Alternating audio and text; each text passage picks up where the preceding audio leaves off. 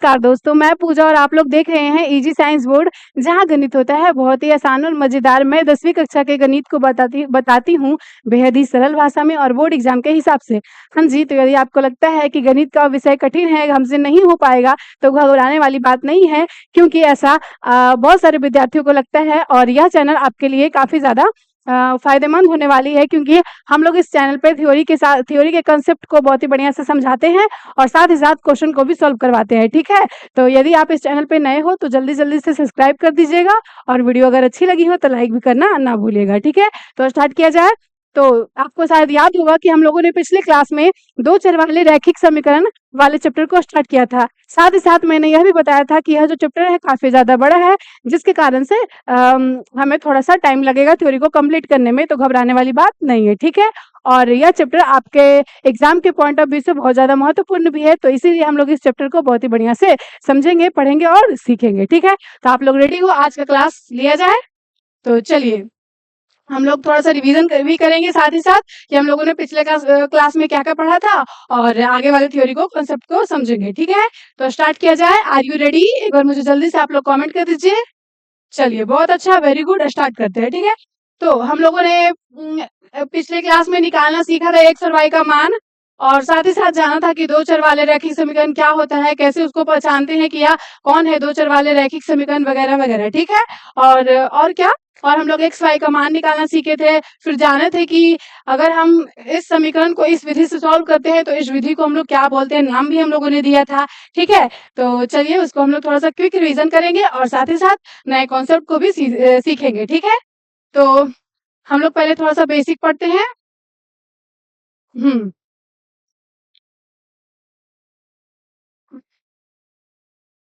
आप लोग बताना। ठीक है, यदि x बराबर 2 और y बराबर 1, तो 3x प्लस में 4y इक्वल टू क्या होगा? ठीक है, इसका मान आपको निकालना है, तो निकल जाएगा, बहुत आसानी से निकल जाएगा, क्योंकि यहाँ पे x का मान दिया हुआ है, x बराबर 2 और y बराबर 1, तो हमें क्या निकालना है? 3x प्लस 4y का वैल्यू निकालना है। तो कैसे निकालेंगे? इस समीकरण में हम x और y का मान पुट कर देंगे तो वैल्यू निकल जाएगी। तो चलिए करते हैं, क्या हो जाएगा बाबू? यहाँ पे 3x है तो x की जगह पे हमें रखना है 2, रख दिया मैंने। प्लस में है तो प्लस दे देंगे। यहाँ पे 4 है, 4 साथ में गुना में y है तो y का वैल्यू 1 दिया हुआ है, हम लोग लिख देंगे। ठीक है, तो क्या हो जाएगा? 3 दूनी का 6 प्लस में 4 एकम 4, तो क्या हो जाएगा? इसका मान हो जाएगा 10, यानी कि 3x प्लस 4y का वैल्यू 10 आ गया। ठीक है, और एक बेसिक हम लोगों ने यह भी जाना था, बेसिक 2, क्या था कि यदि y बराबर 4 तो 2x plus 4y equal to 6, जिसमें हमें निकालना है x की वैल्यू। ठीक है, हम लोगों ने इस प्रकार के दो बेसिक को समझा था बढ़िया से, तो उसको कैसे निकालते हैं आइए समझते हैं। ठीक है, क्या लिखते हैं? लिखेंगे हल, और 2x plus 4y equal to 6 है, जिसमें हमारा y का मान 4 दिया हुआ है। ठीक है, तो हम रख देंगे y का मान 4 और हमारे x का वैल्यू निकल जाएगा। तो आइए इसको हम लोग सॉल्व करते हैं। कैसे हो जाएगा? x की जगह पे कुछ दिया हुआ नहीं है, क्योंकि हमें x का वैल्यू निकालना है, तो 2x है तो x ही रह जाएगा, प्लस में 4 यहाँ पे है, y का वैल्यू 4 है तो 4 कर देंगे गुना में, इक्वल टू 6 है। ठीक है, आई बात समझ में? कोई दिक्कत नहीं हो रही है ना आप लोगों को? चलिए, यहाँ पे 2 गुने x करेंगे तो 2x हो जाएगा, प्लस में 4 गुने 4 करेंगे तो 4 4 का 16 होता है, इक्वल टू 6 हो जाएगा। ठीक है, कोई दिक्कत नहीं। यहाँ पे 2x है, यहाँ पे प्लस में 16 है, हम उसको उधर भेज देंगे। ठीक है, तो 6 माइनस में 16 हो जाएगा। यदि हम 2x बराबर 6 में से 16 को घटाते हैं तो हमारा 10 आएगा, क्योंकि 16 हमारा बड़ा है, उसका चिन्ह हमारा माइनस है, तो क्या हो जाएगा? माइनस में 10 हो जाएगा। यहाँ से हम काट देंगे, 2 बचे का 10, तो हमारा x का वैल्यू क्या निकल जाएगा? x का वैल्यू निकल जाएगा माइनस में 5। ठीक है, ये हो गया आंसर। ये हम लोगों ने दो प्रकार के बेसिक कल ही सीखा था, समझा था कि कैसे निकालते हैं x और y का वैल्यू। ये तो था अगर यदि एक समीकरण दिया हुआ रहे, साथ ही साथ कुछ और चीजें दिए रहे, x का मान या फिर y का मान, तब हम लोग इस समीकरण को आसानी से बना लेते थे। लेकिन मैंने यह भी बताया था कि यदि आपका दो समीकरण दिया हुआ है, क्योंकि आपका चैप्टर में भी पढ़ने का है दो चर वाले रैखिक समीकरण। ठीक है, तो अगर आपका दो इक्वेशन रहे तब आप कैसे सॉल्व करोगे, तो उसको भी मैंने बताया था। ठीक है, तो कैसे बताया था? मैंने कल बताया था प्रतिस्थापन विधि से सॉल्व करने का तरीका, तो आपको याद होगा। आशा करती हूँ कि आप लोग भूले होगे नहीं। ठीक है, तो आज हम लोग नया तरीका सीखेंगे, विलोपन विधि सीखेंगे। ठीक है, तो कोई दिक्कत नहीं, यहाँ तक सबको समझ में आई? आराम आराम से पढ़ेंगे, कोई घबराने वाली बात नहीं है। ठीक है, तो यहाँ तक समझ में आया सभी को? चलिए मैं थोड़ा सा एक दो एग्जाम्पल और देती हूँ, आप लोग बनाना है, ठीक है? चलिए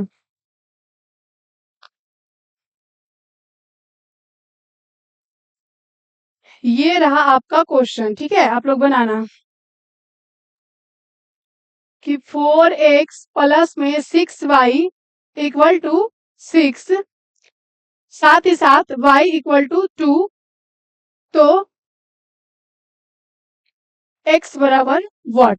ठीक है, एक प्रश्न आपका ये रहा, आप इसको बनाओ एंड पहले आप इसी को बना लो, फिर हम दूसरा प्रश्न देंगे, ठीक है?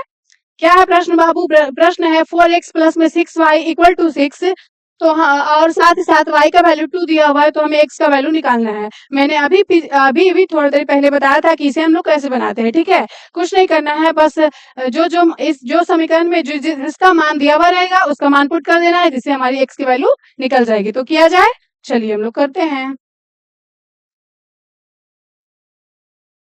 हल करेंगे।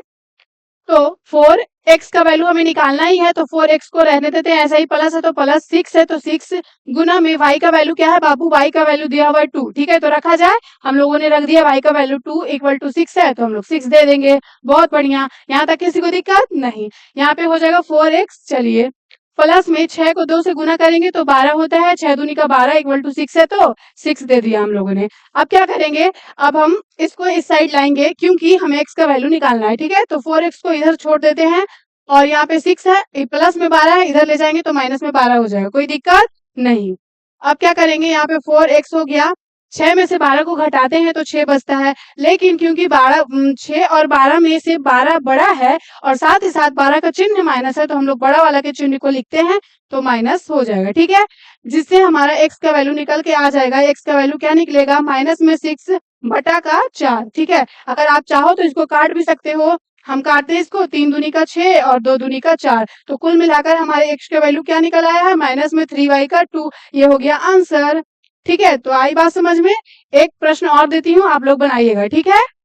चलिए इसको मिटा दिया जाए, ठीक है? अब हम दूसरा प्रश्न देते हैं, आप लोग बनाना। यदि x बराबर 1 एंड y बराबर 2, तो 4x प्लस में 8y बराबर क्या होगा? ठीक है, इसको आप लोग सॉल्व करिए। इसको आप लोग मुझे जल्दी जल्दी से सॉल्व करके आंसर बताओ कमेंट में, ठीक है? यदि प्रश्न है, यदि x बराबर 1 और साथ ही साथ y बराबर 2, देन 4x प्लस 8y का वैल्यू क्या निकलेगा? आप लोग बनाइए। चलिए मैं बनाऊं, चलिए बहुत अच्छा। क्या हो जाएगा बाबू? इक्वेशन दिया हुआ है, क्या है इक्वेशन? हमारा इक्वेशन दिया हुआ है 4x प्लस में 8y, ठीक है? अब हमारा इतना सिंपल है, इतना सिंपल है, देखो ये इक्वेशन दिया हुआ है, ठीक है, बहुत अच्छा। साथ ही साथ क्या दिया हुआ है? जिसमें हमारे x का वैल्यू भी दिया हुआ है, x का वैल्यू 1 दिया हुआ है, y का वैल्यू 2 दिया हुआ है, तो हम पुट कर देंगे तो हमारा मान नहीं निकल जाएगा? बिल्कुल निकल जाएगा। तो चलिए पुट करते हैं, 4 है तो 4, x की जगह पे क्या रखेंगे? x की जगह पे 1 रखेंगे, क्योंकि इसमें प्रश्न में ही x का मान 1 दे दिया है, ठीक है? चलिए प्लस है तो प्लस का चिन्ह, 8 है तो 8 गुना में y का वैल्यू 2 दिया है, तो हम लोगों ने लिख देना है 2, ठीक है? 4 को 1 से गुना करेंगे तो 4 हो जाएगा, प्लस में 8 को 2 से गुना करेंगे तो 16 हो जाएगा, और 16 4 क्या होता है? 16 4 होता है 20, हमारा 20 हो जाएगा आंसर, ठीक है? कोई दिक्कत नहीं आई समझ में सबको? चलिए ये तो हम लोगों ने एग्जाम्पल भी समझ लिया। अब हम, ये तो था बेसिक, ठीक है? अब हम आते हैं टॉपिक पे कि आपका किस प्रकार का टॉपिक रहेगा आपके एनसीईआरटी के बुक में, ठीक है? तो उसको हम लोग समझते हैं, इसको हम लोग ऐड करेंगे, ठीक है? कोई दिक्कत नहीं। अब चलिए आपका टॉपिक है स्थिति के अनुसार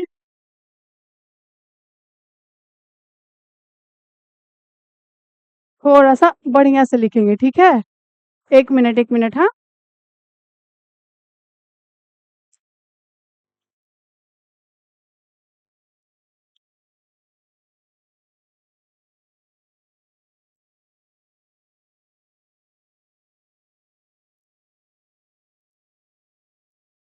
स्थिति के अनुसार रैखिक समीकरण क्या है बाबू टॉपिक आपका? स्थिति के अनुसार रैखिक समीकरण। ये क्या होता है भाई? तो इसमें मेन बात क्या होगा, आपका लिटरेचर दिया हुआ रहेगा, मतलब कि हाँ, जैसे कि अगर आपका आप देखते हो कि हम अभी तक जो प्रश्न बनाए थे उसमें सिर्फ इक्वेशन दिया हुआ था, ठीक है? जैसे कि 2x + y = 6 ऐसे कर करके इक्वेशन दिया हुआ था। लेकिन ये जो टॉपिक है उसमें आपका क्या रहेगा, उसमें आपका लिटरेचर यानी कि प्रश्न वाक्यों में रहेगा, तो आपको उसको लिख के शॉर्ट करके बनाना है, ठीक है? जैसे कि यदि रहा कि दो संख्याओं का, देखो ऐसे रहेगा कि दो संख्याओं का योग 8 है। देन जहां पहली संख्या इक्वल टू x एंड दूसरी संख्या इक्वल टू y। यदि आपका प्रश्न ऐसे रहेगा तो आप उसको इक्वेशन में कैसे करके लिखोगे, तो इसी प्रकार के प्रश्नों को हम लोग इस टॉपिक में पढ़ेंगे, ठीक है? और उसको इक्वेशन बनाएंगे, फिर उस इक्वेशन से हम लोग x और y का मान निकालेंगे। आई बात समझ में? चलिए बहुत अच्छा। क्या है टॉपिक? टॉपिक हमारा है स्थिति के अनुसार रैखिक समीकरण, यानी कि हमारा जो परिस्थिति रहेगा उसके अनुसार हम उस इक्वेशन को कैसे बनाएंगे, ठीक है? तो पहले हम लोग कुछ नहीं करना है, आराम से पहले प्रश्न को पढ़ना है, ठीक है? प्रश्न हमारा क्या है कि दो संख्याओं का योग 8 है, ठीक है? जहां पहली संख्या x और दूसरी संख्या y, मतलब कि दो संख्या बोला, कौन सी संख्या? दो संख्या, जिसमें कि पहली संख्या क्या दिया हुआ है? x दिया हुआ है और दूसरी संख्या y दिया हुआ है। तो क्या करना है? तो दो संख्याओं का योग, यानी कि अगर आप देखो तो इसका इक्वेशन कैसे बनेगा? इसका इक्वेशन इस प्रकार से बन सकता है कि दो संख्या है तो पहली संख्या x दिया हुआ है, ठीक है? और दूसरी संख्या y दिया हुआ है। क्या बोला है कि दो संख्याओं का योग, योग मतलब समझते हैं, योग मतलब होता है एडिशन, एडिशन मतलब योग यानी कि जोड़, ठीक है? तो क्या होगा? x + y, और दो संख्याओं का योग क्या दिया हुआ है बाबू? 8 दिया हुआ है। तो ये आपका बन गया इक्वेशन, ठीक है? तो इसी प्रकार से आपको बनाना है, ठीक है? चलिए इसका आप लोग इक्वेशन बनाइए। क्या है प्रश्न? प्रश्न है कि दो संख्याओं का घटाव यदि 4 हो तो कैसे बनेगा इक्वेशन? आइए हम लोग इसको सॉल्व करते हैं। हमें खुद से ही मानना होगा कि माना कि क्या मानेंगे बाबू? माना कि एक मिनट, हाँ।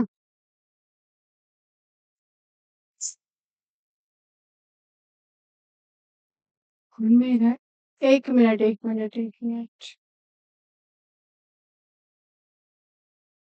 क्या मानेंगे? माना कि पहली संख्या इक्वल टू x एंड दूसरी संख्या इक्वल टू y। तो हम चलेंगे प्रश्न से। तो प्रश्न से प्रश्न क्या बोलता है? प्रश्न बोलता है कि दो संख्याओं का घटाव 4 है। तो हमारी पहली संख्या x है, दूसरी संख्या y है, और बीच में बोला है घटाने को, यानी कि दो संख्याओं का घटाव इक्वल टू 4 है। तो आपको इक्वेशन को बनाइए। ये हमारा हो गया इक्वेशन, यही हो जाएगा आंसर, ठीक है? तो आई बात समझ में? चलिए हम पढ़ते हैं अपने अगले प्रश्न की तरफ, ठीक है? अगर आपका प्रश्न ऐसा रहा तो आप लोग कैसे बनाओगे?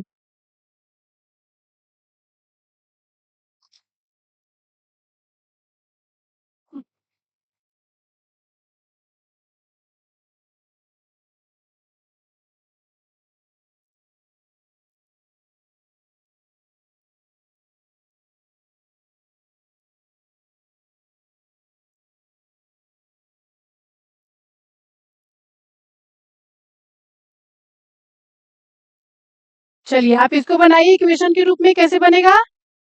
आप इसको कैसे बनाओगे इक्वेशन के रूप में?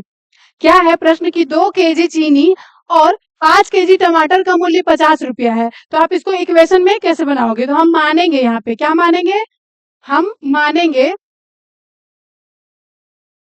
क्या मानेंगे बाबू? माना कि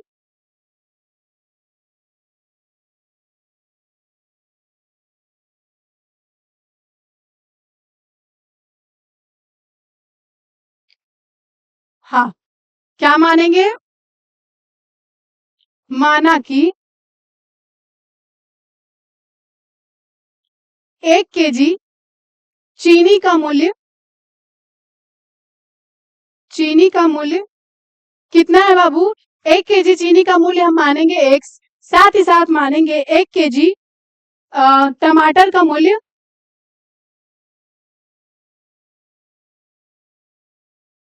y। उसके बाद हम चलेंगे प्रश्न से, ठीक है?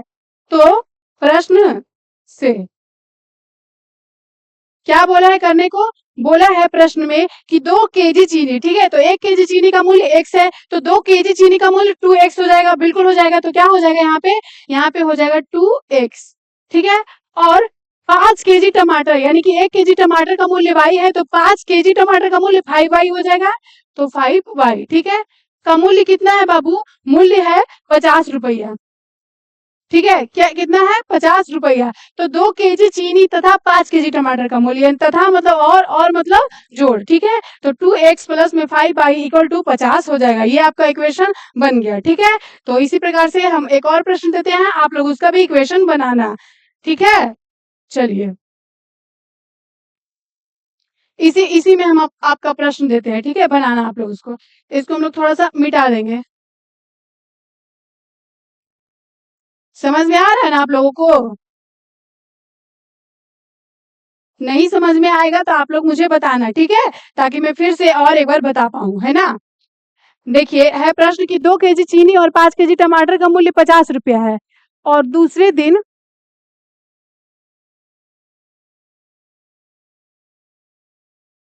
4 केजी चीनी और 3 केजी टमाटर का मूल्य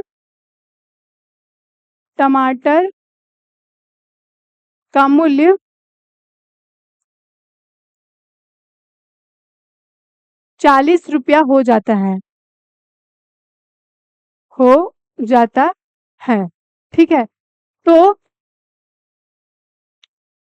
1 केजी टमाटर तथा चीनी का मूल्य निकालिए, तथा 1 केजी चीनी का मूल्य निकालिए। चीनी का मूल्य निकाले। तो प्रॉपर आपके एग्जाम में ऐसा प्रश्न रहेगा, ठीक है? तो आप लोग इसको कैसे सॉल्व करिएगा? हमने थोड़ा सा एक इक्वेशन बनाना सीखा था, इसमें हम लोग 2 इक्वेशन भी बनाएंगे और साथ ही साथ उसको सॉल्व भी करेंगे, ठीक है? तो कैसे सॉल्व करते हैं आइए हम लोग सीखेंगे। देखो हम लोगों ने क्या माना था? हम लोगों ने माना था कि 1 केजी टमाटर और 1 केजी चीनी का मूल्य x माना था और 1 केजी टमाटर का मूल्य y माना था। तो इसको हम लोग लिख देते हैं। चलिए, माना कि 1 केजी चीनी का मूल्य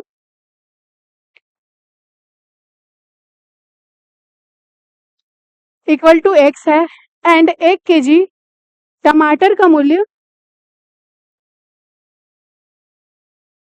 कितना है बाबू? y है, ठीक है? तब हम चलेंगे प्रश्न से। तो हम चलेंगे किससे? प्रश्न से, अकॉर्डिंग टू क्वेश्चन, ठीक है? प्रश्न हमारा क्या कह रहा है? इसको हम लोग थोड़ा सा छोटा करेंगे क्योंकि जगह हमारा कम है। दिख रहा है आप लोगों को? चलिए हम चलेंगे प्रश्न से। हमारा प्रश्न बोला है कि 2 केजी चीनी और 5 केजी टमाटर का मूल्य 50 रुपया है। तो उस टाइम हमारा इक्वेशन क्या बना था 2x प्लस में 5y इक्वल टू 50 बना था। आपको याद होगा हम लोगों ने पिछले प्रश्न में बनाया था, ठीक है? और साथ ही साथ दूसरे दिन दिया है कि 4 केजी चीनी और 3 केजी टमाटर का मूल्य 40 रुपया हो जाता है, यानी कि 1 केजी चीनी का मूल्य x है, ठीक है? तो 4 केजी चीनी का मूल्य 4x हो जाएगा। तो क्या लिखेंगे यहाँ पे? दिख रहा है आप लोगों को? 4x लिखेंगे। 4 केजी चीनी और मतलब जोड़ होता है, हम लोग जोड़ दे देंगे, ठीक है? और 3 केजी टमाटर का मूल्य, यानी कि 1 केजी टमाटर का मूल्य y रुपया है, तो 3 केजी टमाटर का मूल्य 3y हो जाएगा। तो हम लोग लिख देंगे 3y, ठीक है? तो यानी 4x प्लस में 3y कितना हो जाएगा? 40 रुपया दिया हुआ है, ठीक है? तो ये हमारा बन गया इक्वेशन, 2 इक्वेशन बन गया। अब आप इसको सॉल्व करो। सॉल्व क्यों करना है? क्योंकि इसमें बोला है कि 1 केजी टमाटर और 1 केजी चीनी का मूल्य निकाले, यानी कि कुल मिलाकर 1 केजी चीनी का मूल्य x रुपया था और 1 केजी टमाटर का मूल्य y रुपया था। तो हमारी बात यह बनती है कि x और y का मान निकालना है। तो चलिए हम लोग इसको निकालेंगे। और आपको याद होगा कि हम लोगों ने पिछले क्लास में एक इक्वेशन को सॉल्व करने की विधियां भी समझी थी, जिसमें कि हम लोगों ने प्रतिस्थापन विधि से बनाया था। ठीक है, तो इसमें भी हम लोग प्रतिस्थापन विधि से बनाएंगे, जिससे कि हमारा उस विधि का रिवीजन भी हो जाएगा और इस प्रश्न का हल भी हो जाएगा। ठीक है, तो बनाया जाए। यहाँ तक किसी को दिक्कत नहीं, समझ में आई सबको? चलिए, अगर आप ऐसे वाले प्रश्नों को अगर आप समीकरण में लिखना सीख जाते हो ना, तो आप मानो एक टॉपिक आपका बन गया आराम से। ठीक है, और अगर आप इक्वेशन को सॉल्व करना सीख जाते हो तो और भी बहुत बढ़िया बात है। और सॉल्व करने का तरीका बहुत सा अलग अलग तरीका है, जिसमें कि हम एक विधि बताए भी थे, प्रतिस्थापन विधि। ठीक है, तो उस विधि से हम लोग आइए अभी सॉल्व करेंगे। ठीक है, समीकरण 1 से चलते हैं। समीकरण 1 से क्या है, 2x प्लस में 5y इक्वल टू 50 है। तो इससे आप x या फिर y का मान निकाल लो। ठीक है, तो हम यहाँ पे x का ही मान निकालते हैं। तो 2x बराबर क्या हो जाएगा, 50 माइनस में 5y हो जाएगा, और x का वैल्यू हो जाएगा 50 माइनस में 5y बटा का 2। इसको हम इक्वेशन नंबर 3 मानेंगे। ठीक है, ये समझ में आया सबको? हम लोगों ने इक्वेशन नंबर 1 से चला, जो हमारा इक्वेशन था 2x प्लस में 5y इक्वल टू 50, फिर हम लोगों ने उससे क्या किया, x का मान निकाल लिया। तो x बराबर हमारा आया 50 माइनस में 5y डिवाइडेड बाई का 2। ठीक है, इसको हम लोगों ने इक्वेशन नंबर 3 माना। अब हम क्या करेंगे, यहाँ पे ध्यान से आप लोग सुनना। अब हम क्या करेंगे ना, कि इस इक्वेशन को यानी कि x का मान हम समीकरण 2 में रख देंगे। यदि हम x का मान समीकरण 2 में रख देते हैं, तो हमारा समीकरण 2 से x का मान निकल जाएगा। अगर हमारा x का मान निकल गया तो फिर हम समीकरण 2 में यदि हम x का मान रखेंगे तो y का मान निकल जाएगा, और यदि हमारा y का मान निकल गया तो हम यहाँ पे पुट कर देंगे समीकरण नंबर 3 में, जिससे हमारा x का वैल्यू निकल जाएगा। तो कुल मिलाकर x और y का मान निकल जाएगा, जिससे इस प्रश्न का भी सॉल्यूशन हो जाएगा, और 1 केजी चीनी का मूल्य और 1 केजी टमाटर का मूल्य भी निकल जाएगा। ठीक है, तो इसी प्रकार से ऐसे वाले प्रश्न को ऐसे भी बनाते हैं। आई बात समझ में? तो चलिए करते हैं, हम नेक्स्ट पेज में जाते हैं। चलिए, कहाँ चलेंगे बाबू? लिखेंगे कि समीकरण 2 में किसका मान रखने पर, x का वैल्यू रखने का, x का मान रखने पर x का मान हम लोगों को रखना है। क्या है समीकरण 2? आइए देखते हैं। समीकरण 2 हमारा है 4x प्लस में 3y इक्वल टू 40। क्या है? 4x प्लस में 3y इक्वल टू 40। एक बार हम लोग थोड़ा सा कंफर्म करेंगे। क्या है? 4x प्लस में 3y इक्वल टू 40, और x का मान क्या है, 50 माइनस में 5y डिवाइडेड बाई का 2। ठीक है, x का मान क्या है, चलिए रख देते हैं। x का मान है 50 माइनस में 5y डिवाइडेड बाई का 2, यही है। एक बार कंफर्म करेंगे। क्या है x का मान, 50 माइनस में 5y डिवाइडेड बाई का 2। बिल्कुल सही है। प्लस है तो प्लस का चिन्ह देंगे, 3y है तो 3y भी दे देंगे, इक्वल टू 40 है तो 40 भी दे देंगे, कोई दिक्कत नहीं। अब आपको ऐसा नहीं लग रहा है या जो 4 है वो गुना में है, और 50 माइनस में 5y बटा का 2 है, तो हम 2 से 2 दूनी का 4 काट सकते हैं? बिल्कुल काट सकते हैं। कट जाएगा तो काटेंगे क्योंकि गुना में है। ठीक है, अब आप क्या करो, इससे गुना कर दो, ये प्लस में 3y भी लिख देंगे, और बराबर में 40। ठीक है, तो गुना करेंगे, 50 दूनी का हो जाता है 100, और माइनस है तो माइनस, 5 दूनी का 10y प्लस में 3y इक्वल टू 40। ठीक है, कोई दिक्कत नहीं। अब क्या करेंगे हम, यहाँ पे 100 है तो 100 दे देंगे, माइनस 10y और प्लस में 3y, यानी कि माइनस प्लस आपस में घटते हैं तो घटाएंगे, यानी कि 10 में से 3 जाएगा तो 7 बच जाएगा, तो यहाँ पे लिख देंगे 7y। और हम इस दोनों में से कौन बड़ा है, इस दोनों में से 10 बड़ा है, और 10 का चिन्ह क्योंकि माइनस है तो हम लोग यहाँ पे भी माइनस का चिन्ह दे देंगे। बराबर में 40 है तो 40। ठीक है, आई बात समझ में? अब देखो, ये 100 है। ठीक है, अब हम 100 को प्लस में 40 है, हमको इसको उधर ले जाते हैं तो माइनस में 40, और ये माइनस में 7y है तो इधर ले जाएंगे तो प्लस में 7y हो जाएगा। तो जब हम 100 में से 40 को घटाते हैं तो हो जाता है 60, बराबर में 7y। ठीक है, तो y का वैल्यू क्या निकल जाएगा जी, y का वैल्यू निकल जाएगा 60 बटा का 7, निकल गया y का वैल्यू। अब क्या करो, अब आप ये काम करो कि समीकरण 3 में y का मान रख दो। आप समीकरण 3 में y का मान रख दीजिएगा तो x का मान निकल जाएगा ना जी, बिल्कुल निकल जाएगा। तो चलिए उसी को हम लोग रखते हैं। क्या चलेंगे, चलेंगे समीकरण 3 से।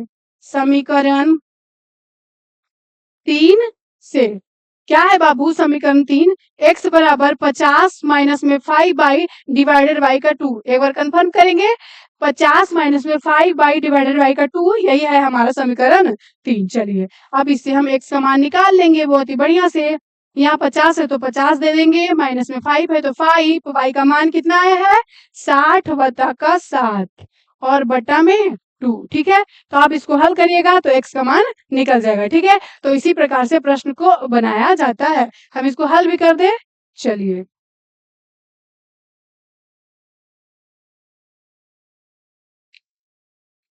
ठीक है, हाँ यहाँ पे हम हल करेंगे तो x बराबर क्या हो जाएगा, ये 50 है माइनस में आप देखो 5 गुने 60 बटा का 7 है। ठीक है, तो कटे उठेगा तो नहीं, हम डायरेक्ट गुना कर देते हैं, 6 पचे का 30 यानी कि 300 बटा का 7 और डिवाइडेड बाई का 2। ठीक है, तो x हो जाएगा, यहाँ पे एलसीएम लेंगे तो 350 हो जाएगा, माइनस में 300 डिवाइडेड बाई का 7 और बटा में 2। ठीक है, तो x बराबर क्या निकल जाएगा, 350 में से 300 घटाएंगे तो हो जाएगा 50 बटा का 7 गुने में 2 है तो 2 दे देंगे। अब इसको काटेंगे तो 25 दूनी का 50 यानी कि कुल मिलाकर हमारा x बराबर निकल गया है 25 बटा का 7 और y बराबर क्या निकला था, y बराबर निकला था 60 बटा का 7। तो इससे हमारे x और y का मान निकल गया और साथ ही साथ 1 केजी 1 केजी चीनी और 1 केजी टमाटर का मूल्य भी निकल गया। कितना निकल गया, 25 बटा 7 और 60 बटा 60। ठीक है, तो इसी प्रकार से आपको बनाना है। आशा करती हूँ कि आपको समझ में आया होगा और अच्छा लगा होगा सीख करके कि कैसे इक्वेशन को सॉल्व किया जाता है, कैसे स्थिति के अनुसार वाले समीकरण को हम लोग बनाते हैं, उसको बड़ा फॉर्म में दिया हुआ रहता है, वाक्य में दिया हुआ रहता है तो हम उसको इक्वेशन में कैसे लिखते हैं और इक्वेशन में लिख करके फिर उसको हम लोग सॉल्व कैसे करते हैं। तो आशा करती हूँ आपको बहुत ही बढ़िया से समझ में आया होगा। ठीक है, और बस आज का क्लास यहीं तक। वीडियो देखने के लिए बहुत बहुत थैंक यू सभी को, थैंक्स फॉर वाचिंग, देखने के लिए वीडियो। और एक बात और कहना चाहूंगी लास्ट में कि जिन्होंने अभी तक हमारी वीडियो मतलब जिनको अभी भी प्रॉब्लम होती होगी रियल नंबर बनाने में, पॉलिनोमियल्स बनाने में थोड़ा बहुत दिक्कत हो रहा होगा, या फिर अगर आप भूल गए होंगे थ्योरी को और अगर आप मैथ बना रहे होंगे एनसीईआरटी का सॉल्व कर रहे होगे जिससे आपका सॉल्व नहीं हो रहा होगा, तो आप यूट्यूब पे जाओगे, इजी साइंस बोर्ड सर्च करना है। देखिए मैं आपको बता देती हूँ, आप यूट्यूब पे जाओगे, ठीक है, यूट्यूब पे जाना है आपको और सर्च करना है इजी साइंस बोर्ड। तो अगर आपको देखनी है हमारी पॉलिनोमियल्स की वीडियो, थ्योरी वाली देखनी है या फिर देखिए हम मैं आपको करके बताती हूँ। ठीक है, इजी साइंस बोर्ड में जाना है और यहाँ पे आपको सब्सक्राइब भी कर देना है। साथ ही साथ आपको इस प्लेटफॉर्म पे जाना है और आपको प्लेलिस्ट में जाना है। कहाँ जाना है, प्लेलिस्ट में। यहाँ पे देखो एनसीईआरटी मैथ 10th करके मेरा आएगा सारा का सारा वीडियो। और मैंने बोला है कि यदि आपको प्रॉब्लम हो रहा होगा थ्योरी देखने में या फिर प्रश्न आपसे नहीं बन रहे हैं तो यहाँ पे सारा का सारा चीज क्लियर करवाया होगा, प्रश्न भी बनाया गया है और थ्योरी भी करवाया गया है। ठीक है, तो अगर आपको देखना होगा तो देख लीजिएगा। चलिए बहुत अच्छा। और ओके, तो हम लोगों ने अभी तक प्रतिस्थापन विधि से समीकरण को हल करने का तरीका सीखा है। तो अभी हम सीखेंगे विलोपन विधि से समीकरणों को हल कैसे किया जाता है। ठीक है, तो आप लोग रेडी हो, चलिए हम लोग सीखते हैं। कौन सी विधि, विलोपन विधि। ठीक है, तो हम लोग स्टार्ट करेंगे। ठीक है, विलोपन विधि।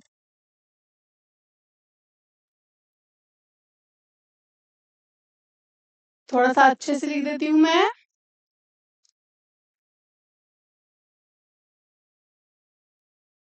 विलोपन विधि।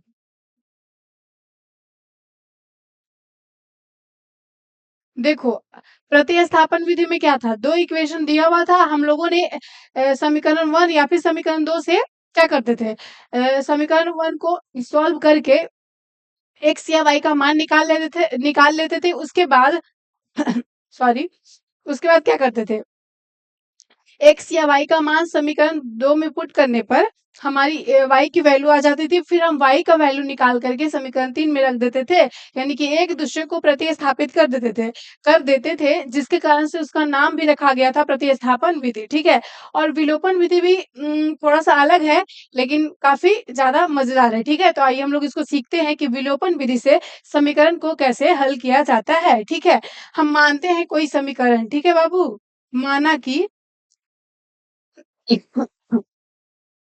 माना कि कोई दो समीकरण माना कि कोई दो समीकरण a1x, क्या है बाबू, कोई दो समीकरण, पहला मानेंगे a1x plus b1y equal to c1, and दूसरा नंबर वाला मानेंगे a2x प्लस में b2y इक्वल टू c2। ठीक है, इसको हम मानेंगे, ये इक्वेशन नंबर फर्स्ट, ये हो गया सेकेंड। ठीक है, इसको मैंने मान लिया कि दो समीकरण a1x plus b1y equal to c1, and दूसरा समीकरण a2x प्लस b2y प्लस में इक्वल टू c2। ठीक है, इसको हम लोगों ने माना। ठीक है, अब इसको हल कैसे करते हैं, इस समीकरण को हल कैसे करेंगे, तो हमारा स्टेप नंबर फर्स्ट आपका क्या हो जाएगा, यानी कि चरण नंबर पहला, आप इस समीकरण को लिख दो, a1x प्लस में b1y इक्वल टू c1। कुछ नहीं करना, स्टेप 1 में हम डायरेक्ट समीकरण जो है उसको हम लिख देंगे, a2x प्लस में b2y इक्वल टू c2। ठीक है, हम लोगों ने लिख दिया, आई बात समझ में। अब हम स्टेप 2 चलेंगे। ठीक है, स्टेप 2 में क्या करना है कि किसी एक चर इसमें कितना है, चर इसमें दो है, एगो एक्स है एगो वाई है। ठीक है, तो किसी एक चर, एक या एक्स को या फिर वाई को, किसी एक चर को बराबर करना है, किसी एक चर को बराबर करना है, बराबर करना है, नहीं समझे, जैसे कि अगर यहाँ पे एक्स के गुणांक में यहाँ तो a1 है मैंने माना। ठीक है, अगर यहाँ पे 4 रहता और यहाँ पे 2 रहता, ठीक है, तो या तो आप इसको भी 2 कर दो, इसको भी 4 कर दो, या फिर इसको भी 2 कर दो। ठीक है, मतलब दोनों को आप दोनों को इक्वल इक्वल करना है, यानी बराबर करना है। यहाँ पे 2x है तो यहाँ पे भी 2x होना चाहिए। इस प्रकार से स्टेप 2 में हमें करना है। यहाँ पे 4y है तो हमें नीचे वाले में भी 4y करना है, या फिर उसके लिए आप क्या करो, गुना कर दो, भाग कर दो, जो करना है करो, लेकिन उसको आप इक्वल करो। ठीक है, स्टेप 2 आपका ये होना चाहिए। और स्टेप 3 क्या कहता है, तो आइए हम लोग देखते हैं। ठीक है, इसको हम थोड़ा सा छोटा करेंगे। ठीक है, दिख रहा है आप लोगों को, चलिए स्टेप 2 में क्या करना है बाबू, स्टेप 2 तो हम लोग ने कर लिया, जिसके लिए आपको अगर गुना करना भी पड़े, किसी एक चर को बराबर करना है। ठीक है, बराबर करने के लिए अगर आपको गुना करना पड़े तो कर लीजिएगा। ठीक है, तो यहाँ पे लिख देते हैं कि गुना या भाग, कुछ भी आपको करना पड़े तो कर लीजिएगा। अब आते हैं हम अपना स्टेप 3 में। ठीक है, कि दोनों समीकरणों को घटाने और जोड़ने पर किसी एक का लोप हो जाए, मतलब कि स्टेप 3 हम चलेंगे, 3 स्टेप चलना है। ठीक है, कि क्या करना है कि दोनों समीकरण को घटाने या जोड़े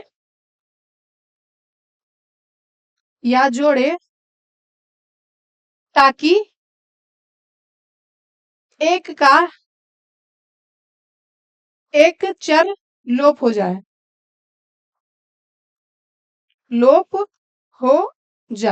बस। कुल मिलाकर आपका 3 स्टेप करना है विलोपन विधि में। ठीक है, मुझे ऐसा लग रहा है कि आप लोगों को ये लिटरेचर समझ में नहीं आ रहा होगा, लेकिन मैं एग्जाम्पल लूंगी फिर आपको बढ़िया से समझाऊंगी। ठीक है, पहले हम लोग जान लेते हैं कि कौन कौन सा स्टेप है। देखो हमने क्या किया, मान लिया कि दो समीकरण है a1x प्लस में b1y equal to c1 and दूसरा समीकरण a2x प्लस में b2y और इक्वल टू c2। ठीक है, ये हमारा दो इक्वेशन दिया हुआ था, हम लोगों ने लिख दिया। तो हमारा स्टेप नंबर पहला क्या कहता है कि आप दोनों समीकरण को जैसा था उसको वैसा ही लिख दीजिए। ठीक है, डिट्टू सेम टू सेम यानी कि फोटो कॉपी कर दिया हम लोगों ने। a1x प्लस में b1y इक्वल टू c1, फिर सेकेंड में हम लोगों ने किया a2x प्लस में b2y इक्वल टू c2। ठीक है, अब यहाँ तक आपका काम हो गया, स्टेप 1 का काम हो गया खत्म। अब हम आते हैं स्टेप 2 में। तो स्टेप 2 में आपको क्या करना है, यहाँ पे यही यही पे जो है वो आपका मेन स्टेप है। यहीं पे अगर आप सही करते हो तो आपका आगे का प्रश्न सही होता चला जाएगा, सॉल्व बहुत ही बढ़िया से सॉल्व होगा और आपका आंसर भी आ जाएगी। ठीक है, तो स्टेप 2 में क्या करना है बाबू, स्टेप 2 में करना है कि किसी एक चर को बराबर करना है।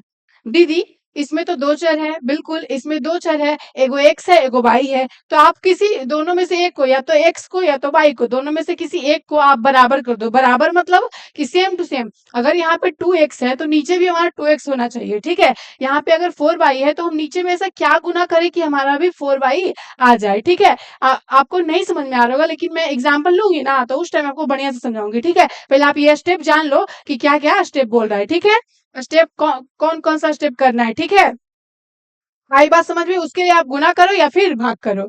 अब आते हैं स्टेप 3 जो कि लास्ट है, दोनों समीकरण को घटाने या फिर जोड़े।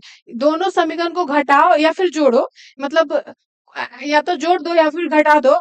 और ऐसा जोड़ो या घटाओ कि एक गो जो है लोप हो जाए। लोप मतलब समझते हो, एक गो है जो खत्म हो जाए, कट जाए। ठीक है, तो लोप हो जाए, इसी के लिए लोप होने के कारण ही इसका नाम रखा गया है विलोपन विधि। ठीक है, अब मैं आपको एग्जाम्पल लेकर के समझाती हूँ। ठीक है, चलिए समझाया जाए। हम्म, देखो इसको हम लोग ऐड करेंगे एग्जाम्पल में। अगर आपका इक्वेशन रहे कि 2x प्लस में 3y equal to 12 and 3x plus में 2y इक्वल टू 13। ठीक है, ये आपका हो गया इक्वेशन। ये आपका दो इक्वेशन दिया हुआ है, बोल देगा प्रश्न में कि बाबू आप इसे क्या करो, विलोपन विधि से हल करो। और विलोपन विधि से हल करके एक्स और वाई का मान निकाले। तब कैसे निकालेंगे आइए हम लोग सीखेंगे। ठीक है, इसको हम लोग थोड़ा सा छोटा कर देंगे, दिख रहा है। चलिए अब हल किया जाए।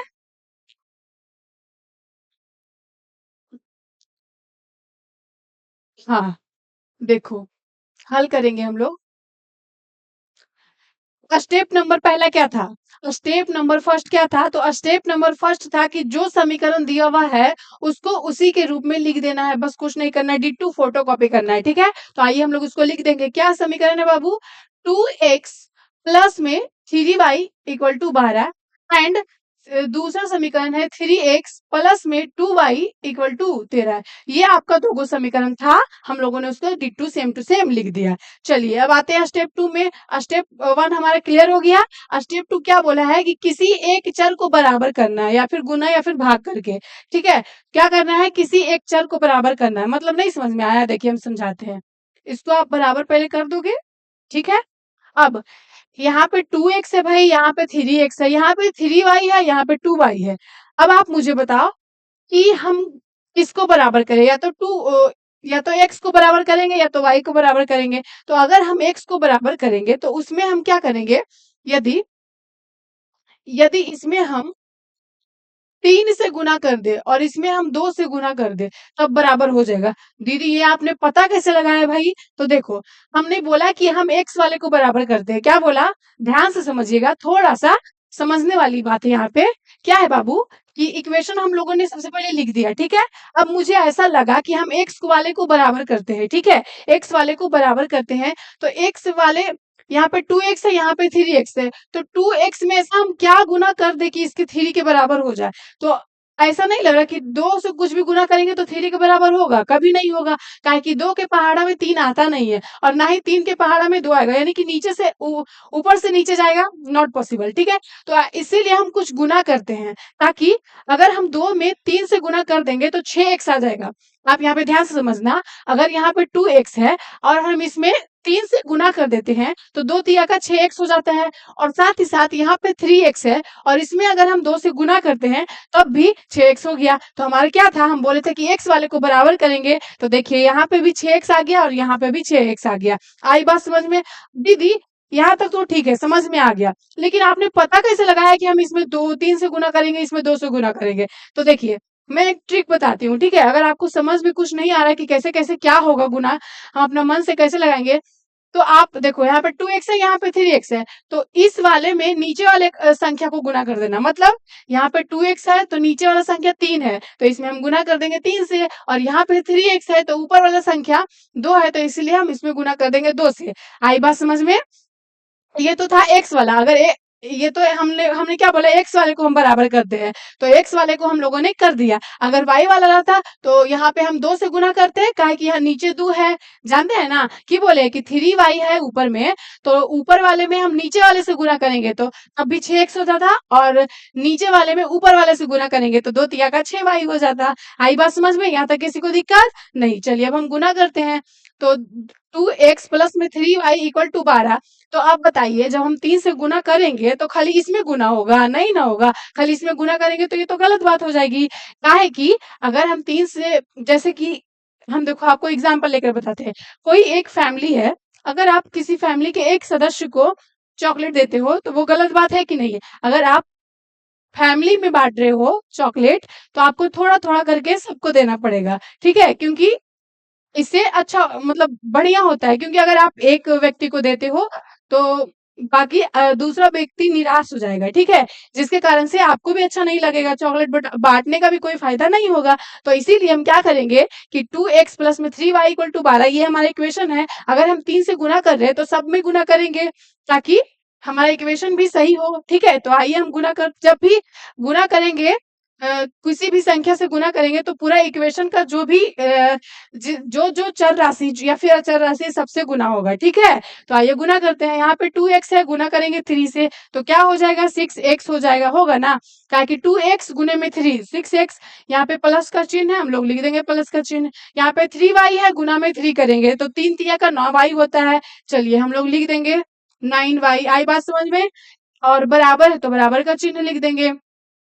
तो फिर 12 गुने 3 करेंगे, काहे करेंगे? क्योंकि इसको थोड़ी छोड़ेंगे, सबको लिखेंगे गुना करके। यहाँ पे 12 है और गुना में 3 है तो 12 तिया का होता है 36, हम लोगों ने लिख दिया, ठीक है? यहाँ तक किसी को दिक्कत नहीं? अब हम आते हैं सेकंड वाले इक्वेशन में। इसमें हमारा क्या बोला है बाबू, 2 से गुना करने को, तो हम 2 से गुना करते हैं। यहाँ पे 3x है, गुना में 2 करेंगे तो क्या हो जाएगा, 6x हो जाएगा।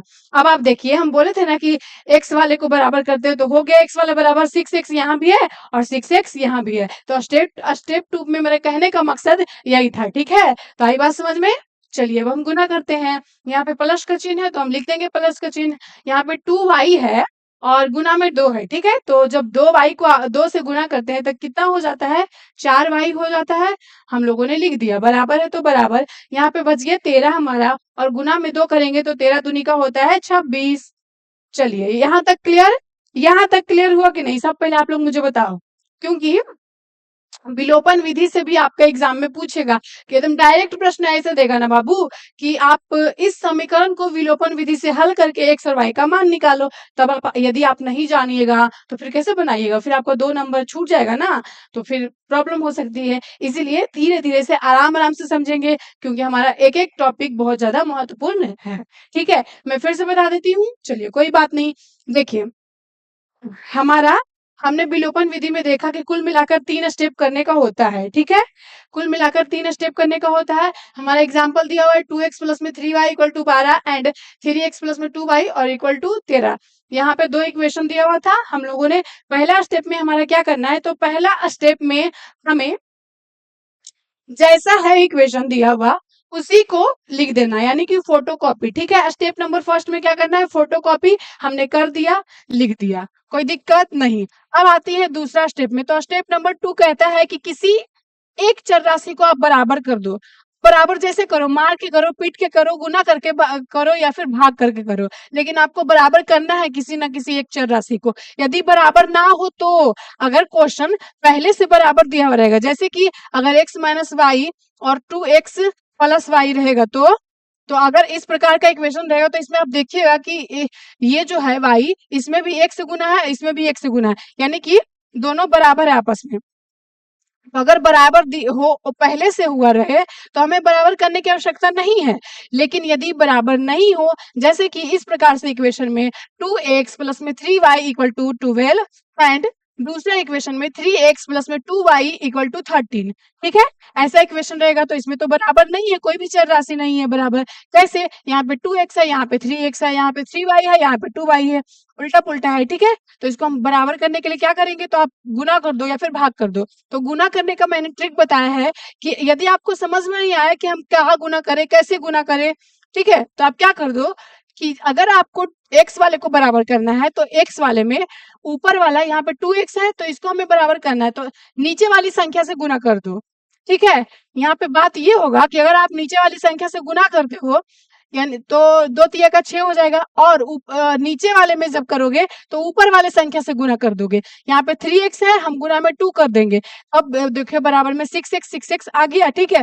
जब ऊपर वाले समीकरण में जब हम गुना करेंगे तो नीचे वाली संख्या से गुना कर देंगे, और नीचे वाले को जब करेंगे तो ऊपर वाली संख्या से गुना कर देंगे। इससे होगा क्या, इससे होगा ये कि हमारी दोनों इक्वेशन मतलब दोनों चर राशि आपस में बराबर हो जाएगी, ठीक है। तो हम लोगों ने वही किया, गुना कर दिया इसमें 3 से, इसमें 2 से। जब हम गुना कर रहे थे तो क्या सिर्फ इसी में गुना करेंगे, क्योंकि हमें एक चर राशि से एक चर राशि को बराबर करना है। तो एक चर राशि को बराबर करना है इसका मतलब ये थोड़ी नहीं कि आप नियम का अपमान करोगे, आप एक ही चीज से थोड़ी गुना करिएगा। इस इक्वेशन में इसका पूरा फैमिली यही है ना, 2x प्लस में 3y इक्वल टू 2 है, ये पूरा इक्वेशन है। तो आप सिर्फ 6x बनाने के लिए आप सिर्फ 2x में थोड़ी गुना करोगे, सारे में गुना करोगे, ठीक है। तो यानी कि हमारा पूरा में गुना हो जाएगा, तो हम लोगों ने कर दिया। सेकेंड नंबर में भी यही था कि हम लोगों हमारा गुना करने का था, हमने कर दिया। अब कहता है आपका स्टेप 3 कि आप ऐसे बराबर का चिन्ह डाल दो। उसके बाद जब हम लोग पॉलिनोमियल्स का सॉल्यूशन करते थे तो उस टाइम हम लोगों ने भाग विधि से बनाया था, याद होगा आपको। तो अगर यहाँ पे हमारा प्लस छिपा होता है तो हम इसका अपोजिट चिन्ह लिखते हैं माइनस, पता होगा बिल्कुल। यहाँ पे प्लस है तो यहाँ पे हो जाएगा माइनस, और यहाँ पे भी प्लस छिपा हुआ है तो यहाँ पे भी हो जाएगा माइनस, ठीक है। अब यहाँ इसका भी चिन्ह प्लस है, इसका माइनस, तो प्लस माइनस आपस में घटता है, ये कट गया। तो वही तो बोला था स्टेप 3, देखिए क्या बोला था स्टेप 3 कि दोनों समीकरण को घटाने या फिर जोड़ने पर किसी एक का लोप हो जाएगा। लोप मतलब किसी एगो जो है वो खत्म हो जाएगा, कट जाएगा, मर जाएगा, ठीक है। तो अगर एगो मर जाएगा तो एगो बचेगा, तो एगो का मान निकाल लीजिएगा, फिर उस एगो का मान समीकरण 1 या फिर 2 में रख दीजिएगा, तो फिर एगो का और मान निकल जाएगा, जिससे आपका समीकरण भी सॉल्व हो जाएगा। और इस विधि को हम लोग बोलते हैं विलोपन विधि, ठीक है। तो आइए करते हैं। हमने इसको काट दिया, अब यहाँ पे बचा, यहाँ पे 9y है और यहाँ पे माइनस में 4y है। तो जब हम 9y में से 4y को घटाते हैं तो हमारा क्या बचता है बाबू, 5y बचेगा, लेकिन प्लस में बचेगा। क्यों? क्योंकि बड़ा हमारा 9y है और उसका चिन्ह प्लस में था, तो प्लस वाले चिन्ह को लिखना जरूरी है नहीं, क्योंकि हम लोग बड़े हो चुके हैं, 10th क्लास में आ चुके हैं, तो हमें पता है कि कोई भी संख्या के सामने अगर कुछ ना लिखा हो तो कम से कम प्लस जो है वो छुपा हुआ रहता है, ठीक है, क्योंकि प्लस जो है वो छुपा रुस्तम है, ठीक है। आइए यहाँ पे बराबर है तो बराबर का चिन्ह दे देंगे। यहाँ पे 36 है और यहाँ पे माइनस में 26 है। यदि हम 36 में से 26 को घटाते हैं तो कितना बचता है, 10 बचता है, ठीक है। और दीदी यहाँ पे प्लस होगा या फिर माइनस, सवाल आपका। तो देखिए ये 36 बड़ा है, उसका चिन्ह प्लस है, प्लस छुपा हुआ होता है, या 26 माइनस में है, तो क्योंकि बड़ा 36 है और उसका चिन्ह प्लस होता है तो प्लस वाले चिन्ह को लिखते हैं, नहीं लिखते हैं, इसीलिए यहाँ पे हो जाएगा प्लस। तो अगर फिर हमारा y का मान क्या निकल जाएगा, 10/5, क्योंकि ये गुना में है तो इधर जाएगा तो भाग में हो जाएगा, तो फिर कट जाएगा, तो 5 दूनी का 10, यानी कि y बराबर हमारा आ चुका है 2, ठीक है। तो देखो स्टेप 3 में क्या था, स्टेप 3 में ये था कि किसी दोनों इक्वेशन में आप जोड़ करिए या फिर घटाव करिए, तो उससे होगा क्या, आपका एक चर राशि का लोप हो जाएगा, और लोप होने के कारण भी इसका नाम रखा है विलोपन विधि, ठीक है। तो नाम रखाने का भी पीछे एक कारण होता है, ठीक है, कि इस इक्वेशन को कैसे सॉल्व करना है, तो इसीलिए इसको बोलते हैं विलोपन विधि। आई बात समझ में। चलिए हमारा y बराबर आ गया है 2। अब हम क्या करेंगे, अब हम चलते हैं आगे की तरफ। जब हमारा y बराबर 2 आ गया है तो हमको नहीं लगता है कि इक्वेशन नंबर 1 से चल के y का मान रख देंगे तो x का मान निकल जाएगा, बिल्कुल निकल जाएगा। तो चलिए उसी को रखते हैं कि समीकरण समीकरण 1 मिनट, हाँ। समीकरण 1 से चलेंगे। समीकरण 1 में किसका मान रखेंगे बाबू? y का मान रखने पर, y का मान रखने पर, ठीक है। तो समीकरण 1 हमारा है कि 2x प्लस में 3y इक्वल टू 12, ठीक है। अब हम रखते हैं y का मान, तो क्या हो जाएगा? 2x तो x ही रहेगा प्लस में 3, y का वैल्यू कितना है जी? y का वैल्यू आया है 2, तो हम लोग रख देंगे y का वैल्यू 2 इक्वल टू 12, ठीक है। अब क्या करेंगे? अब हम जोड़ घटाव करेंगे। यहाँ पे 2x हो जाएगा और 3 दूनी का होता है 6, हम लोगों ने लिख दिया, बराबर 12 है तो 12। यहाँ पे 2x हो जाएगा और 12 इधर है और प्लस में 6 है, उसको उधर भेजेंगे तो माइनस में 6 हो जाएगा और साथ ही साथ 2x बराबर हमारा 6 आ जाएगा, जिसके कारण से हमारा x की वैल्यू 2 तिया का 6 करके काट देंगे तो क्या आ जाएगा बाबू? x का वैल्यू 3 आ जाएगा। आई बात समझ में? यानी कि x का वैल्यू 3 एंड y का वैल्यू 2। ये हो गया आपका आंसर। यानी कि हमने हमें हमारा जो है विलोपन विधि में से हल किए हैं तो उसमें x का वैल्यू 3 एंड y का वैल्यू 2 आया है। तो ठीक है, आई बात समझ में? आशा करती हूँ कि आपको समझ में आया होगा और इस विधि को हल करने की प्रक्रिया को हम लोग क्या बोलते हैं? विलोपन विधि कहते हैं। समझ में आया? चलिए बहुत अच्छा। अगले प्रश्न की ओर बढ़ा जाए, आप लोग उसको सॉल्व करिएगा, ठीक है। विलोपन विधि में किसी को प्रॉब्लम नहीं ना हुआ? देखो बहुत सिंपल था, बहुत सिंपल था। अगर आप समझना चाहिएगा तो बहुत ही आसान लगेगा, ठीक है। हमारा पहला स्टेप क्या था? एक बार थोड़ा सा क्विक रिवीजन करते हैं। हमारा पहला स्टेप था कि जैसा अगर इक्वेशन जिस प्रकार से दिया हुआ रहेगा डिट्टू कॉपी करके उसको हम लोग को नीचे लिख देना है, ठीक है। हमने वही किया, लिख दिया। उसके बाद स्टेप 2 में था कि आप किसी एक चर राशि को बराबर करो। बराबर करने के लिए अगर आपको गुना करना पड़े तो कर दो, भागा करना पड़े तो कर दो। हम लोगों ने गुना कर दिया, इसमें 3 से इसमें 2 से, तो बराबर हो गया। फिर बराबर करके आप स्टेप 3 क्या बोला था कि अगर आप बराबर करके जोड़ या घटाव करते हो समीकरण को समीकरण से तो क्या हो जाएगा? किसी एक चर राशि का लोप हो जाएगा, ठीक है। तो हम लोगों ने वही किया, तो हमने देखा कि x जो है कट गया, यानी कि लोप हो गया, विलुप्त हो चुका है, ठीक है, जिससे हमारा y का वैल्यू निकल के आया। अब हम क्या किए? समीकरण 1 में या फिर आपका मन रहे तो समीकरण 2 में भी रख सकते हो। हमने रखा समीकरण 1 में y का मान, तो मान रखे हैं समीकरण 1 में y का वैल्यू 2 आया था, हम लोगों ने रखा, जिससे अगर उसको हम लोगों ने सॉल्व किया तो फिर हमारा उससे निकल के आया है x की वैल्यू 3 निकल के आई है और y का वैल्यू हम लोगों ने 2 निकाला था, ठीक है। तो इससे हमारा प्रश्न भी सॉल्व हो चुका है, x और y का मान भी निकल चुका है, 3 और 2 निकला है और इस विधि को हम लोग बोलते हैं विलोपन विधि। आशा करती हूँ कि अब आपको समझ में आया होगा और अच्छा लगा होगा इस प्रक्रिया को समझने में, ठीक है। तो आगे बढ़ा जाए। चलिए अब आप हम एक प्रश्न और देंगे, उसको आप लोग सॉल्व करिएगा, ठीक है। दिया जाए। चलिए आप लोग तैयार हो?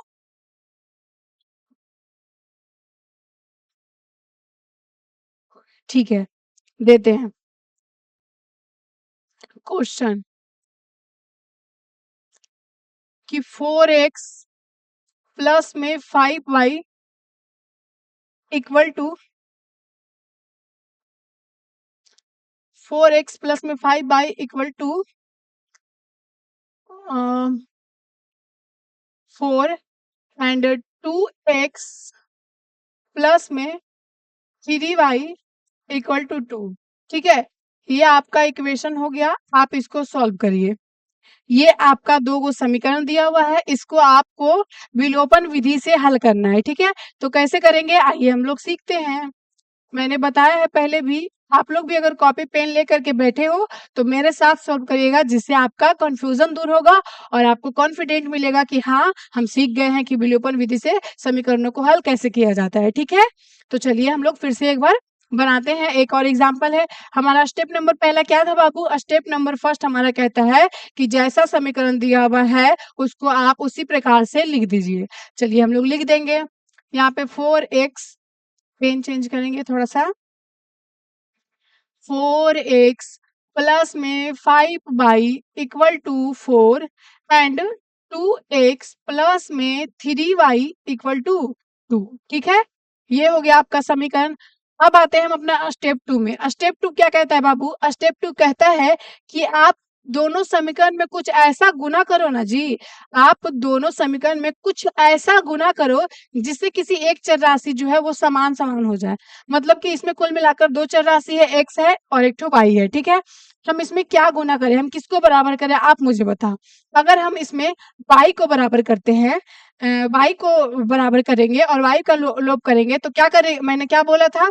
मैंने बोला था कि अगर आप 5y है, यहाँ पे 3y है, इसको आपस में बराबर करना है हमें, तो क्या करेंगे कि जब हम फर्स्ट वाले इक्वेशन को बराबर करने का सोचेंगे तो नीचे वाले संख्या को लिख देंगे। ठीक है, तो गुना में 3 हो जाएगा। और जब हम नीचे वाले को इक्वेशन को हम लोग बराबर करने का सोचेंगे तो ऊपर वाले को लिख देंगे। ठीक है, तो ऊपर वाले में है 5, हमने कर दिया। अब आप इसको गुना कर दीजिएगा तो देखिए आप बराबर हो जाएगा। देखिए ना, तो ऐसे ही सोचते हैं कि 5y गुने में 3 करेंगे तो 15y और यहाँ पे 3y गुने में 5 करेंगे तो 15y। ये ट्रिक था। ठीक है, ये ट्रिक बाहर नहीं जाना चाहिए, आप लोगों के पास ही रहना चाहिए। ठीक है, तो आप लोग इसे जल्दी से बना दीजिए। कैसे हो जाएगा? फिर हम गुना करेंगे तो 4x से 3 को गुना करेंगे तो 12x होगा जी, बिल्कुल होगा। यहाँ पे प्लस है तो प्लस का चिन्ह दे देंगे। यहाँ पे 5y है, गुना में 3 करेंगे तो क्या हो जाएगा? 15y और बराबर में 4 गुने 3 करेंगे तो 4 तिया का होता है 12। ठीक है, अब यहाँ पे 2x है, गुने में 5 है तो क्या हो जाएगा? 10x, क्योंकि 2 5 का होता है 10 एंड प्लस में 3y गुने में 5 है तो क्या हो जाएगा? 15y हो जाएगा और बराबर का चिन्ह है तो दे देंगे और 2 गुने 5 करेंगे तो 2 5 का होता है 10। उसके बाद क्या बोला था आपका स्टेप 3? बोला था कि आप उसको जोड़ दो या फिर घटा दो, लेकिन कुछ भी करो, किसी एक का विलोप कर दो, किसी एक को नाश कर दो, किसी एक को खत्म कर दो, जिससे आपका दूसरा चर राशि का मान निकलेगा और उस दूसरे चर राशि को आप इक्वेशन 1 या फिर इक्वेशन 2 में रखिएगा तो आपका x और y दोनों का वैल्यू निकल जाएगा, जिससे आपकी समीकरण का भी हल हो जाएगा और साथ ही साथ आपका आंसर भी हो जाएगा और क्वेश्चन भी सॉल्व हो जाएंगे। और इस विधि को हम लोग बोलते हैं विलोपन विधि। ठीक है, तो आइए करते हैं। यहाँ पे हम घटाएंगे, यहाँ पे प्लस का चिन्ह है तो माइनस दे देंगे, यहाँ पे भी प्लस छुपा है तो माइनस हो जाएगा, यहाँ पे भी प्लस छुपा है तो माइनस हो जाएगा। अब आप देखो कि यहाँ पे प्लस है, ये माइनस है, ये तो आपस में कट गई, हमने विलुप्त कर दिया एक को, y वाले को। ठीक है, अब आप देखो यहाँ पे प्लस में 12 है, यहाँ पे माइनस में 10 है, तो 12 में से 10 को घटाएंगे तो 2x बच जाएगा, बिल्कुल बच जाएगा। ये तो कट गया, खत्म हो गया इसका कहानी। बराबर है तो बराबर दे देंगे। यहाँ पे 12 प्लस में है, छुपा हुआ है, और यहाँ पे 10 माइनस में है, तो जब 12 में से 12 में से 10 को घटाते हैं तो क्या बचता है? 2 बचता है। ठीक है, तो इससे हमारी x की वैल्यू निकल जाएगी। देखो आप, 2 से 2 कट गया तो कुछ नहीं, तो बच गया 1। ठीक है, तो हमारा क्या निकल गया बाबू? निकल चुका है x का वैल्यू 1। ठीक है, अब यही x का वैल्यू समीकरण 1 या फिर समीकरण 2 में रख दीजिए, जिससे आपका y का वैल्यू भी निकल जाएगा। तो चलिए हम लोग रखते हैं समीकरण। कौन से समीकरण में रखे आप लोग मुझे बताओ। चलिए समीकरण 2 में हम रखते हैं। समीकरण 2 में रखेंगे x का मान। समीकरण 2 में x का मान पुट करने पर या फिर रखने पर। ठीक है, पुट करने पर रखा जाए। चलिए अब हम लोग इसको रखते हैं। समीकरण 2 हमारा क्या है जी? समीकरण 2 है कि 2x प्लस में 3y = 2 एंड x का वैल्यू क्या निकला है? x का वैल्यू निकला है 1, हम लोगों ने रख दिया है। ठीक है, और प्लस में 3y है तो हो जाएगा = 2। आपको दिख रहा है ना? चलिए हाँ, यहाँ पे 2 से 1 को गुना करेंगे तो हो जाएगा 2 और प्लस में 3y है तो 3y लिख देंगे बराबर में 2। ठीक है, यहाँ पे 3y को इधर रहने देते हैं, ये 2 इधर है। ठीक है, और ये प्लस में है, उधर जाएगा तो माइनस में हो जाएगा, जिससे कि 3y बराबर क्या हो जाएगा? 2 में से 2 जाएगा तो 0। और आप देखो कि यहाँ पे है 3y बराबर 0। अब y बराबर क्या हो जाएगा? 0/3, काहे कि गुना में है तो नीचे जाएगा तो भाग में, तो 0 से आप गुना करो, किसी को भी भाग करो तो क्या होता है? 0 ही होता है। तो हमारा निकल चुका है x बराबर 1 एंड y बराबर 0 निकल गया है। क्या आया है आंसर बाबू? x बराबर 1 एंड y बराबर 0। ये हो गया आपका आंसर। और इस प्रक्रिया को हम लोग क्या बोलते हैं? किस विधि से हल करते हैं हम लोग? तो विलोपन विधि। ठीक है, आशा करती हूँ कि यहाँ तक आपको बहुत ही बढ़िया से समझ में आया होगा। आप लोग सीख गए होंगे कि विलोपन विधि से समीकरण को हल कैसे किया जाता था। तो ये था आपका दो चर वाले रैखिक समीकरण को हल करने की विधियां, ठीक है, जिसमें से हम लोगों ने पहला विधि कौन सा था, प्रतिस्थापन विधि, एंड दूसरा वाला कौन सा हम लोगों ने किया है, विलोपन विधि। और बेसिकली आज हम लोग पढ़ने वाले हैं कि दो चर वाले रैखिक समीकरण का शर्त क्या होता है, ठीक है। पिछले क्लास में हम लोगों ने देखा था कि दो चर वाले रैखिक समीकरण का बीजीय व्यंजक यानी कि मतलब उसको हल कैसे करते हैं सीखा था कि किस विधि से हल किया जाता है, प्रतिस्थापन विधि, विलोपन विधि, और भी 2-3 विधियां हैं जिसको हम लोग क्वेश्चन के थ्रू जानेंगे, ठीक है। तो आपका जो मेन विधि था वो मैंने बता दिया है, और हो सके तो आप लोग डिवीजन भी करिएगा, ठीक है। तो आज हम लोग बेसिकली क्या पढ़ने वाले हैं, आज हम लोग पढ़ने वाले हैं कि दो चर वाले रैखिक समीकरण का ग्राफ, अगर ग्राफ बनाया जाए, उसका फिगर बनाया जाए, तो उस प्रकार से उसमें कैसे हल होंगे, ठीक है, कितने प्रकार के हल होंगे, रेखा कैसी होगी, तो वो सारी चीजें हम लोग आज सीखेंगे। और पिछले क्लास में हम लोगों ने क्या देखा था कि बीजीय व्यंजक को हल कैसे करते थे, इसमें हम लोग ग्राफ, अगर ग्राफ की सहायता से हल कैसे करेंगे, ठीक है। तो आर यू रेडी, चलिए स्टार्ट किया जाए। क्या है बाबू, स्टार्ट करते हैं। दो चर वाले रैखिक समीकरण, दो दो चर वाले रैखिक समीकरण के शर्त, समीकरण के शर्त, ठीक है। इसका हम लोग कंडीशन यानी कि शर्त जानेंगे। तो आइए हम लोग सीखते हैं।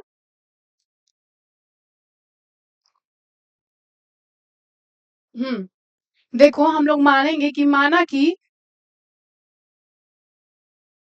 कि दो चर वाले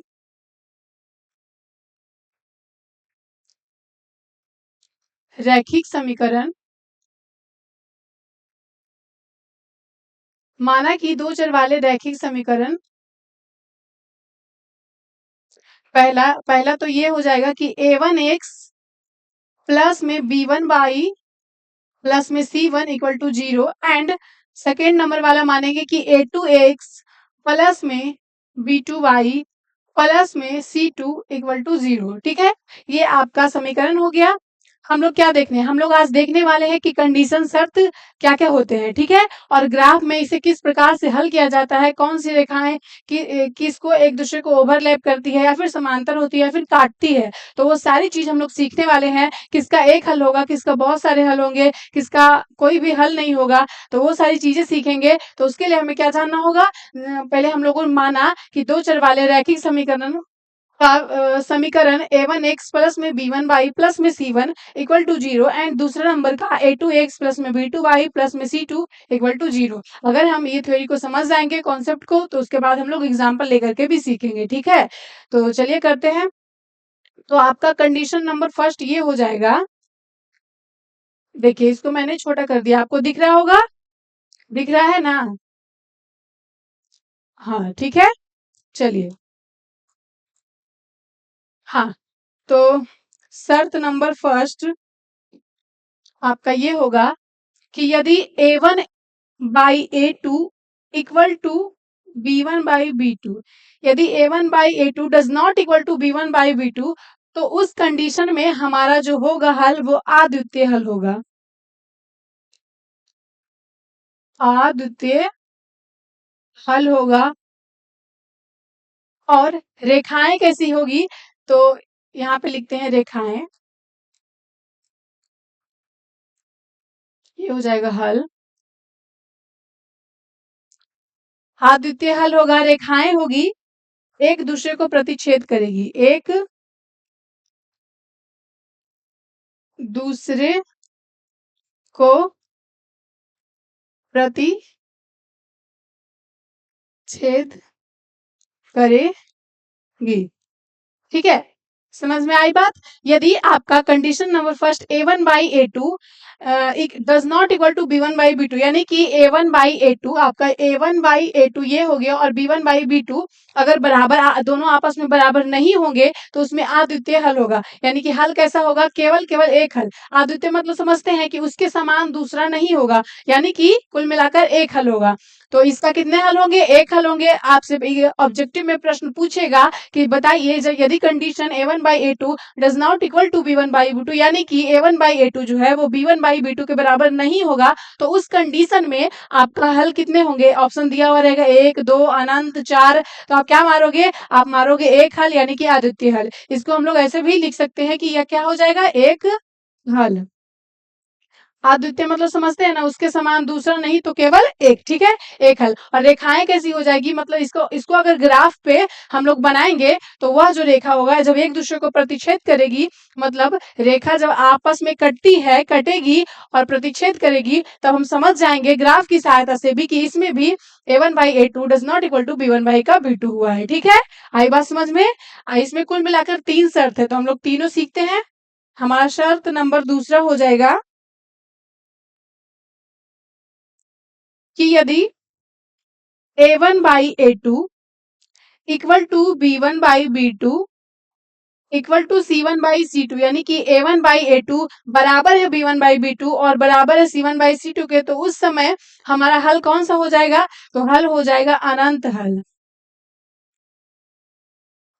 यानी कि आप ऐसे समझ सकते हो कि जब a1 by a2 बराबर होगा b1 by b2 और उसके बराबर भी होगा c1 by c2, तो उस कंडीशन में बहुत सारे हल जिसको हम लोग नहीं गिन सकते, तो उसको हम क्या बोलेंगे? अनंत हल बोलेंगे, ठीक है। और रेखाएं इसकी कैसी हो जाएगी? तो रेखाएं इसकी ओवरलैप करेगी, यानी कि इसमें एक दूसरे को प्रतिच्छेद करेगी। इसमें क्या होगा बाबू? ओवरलैप करेगी।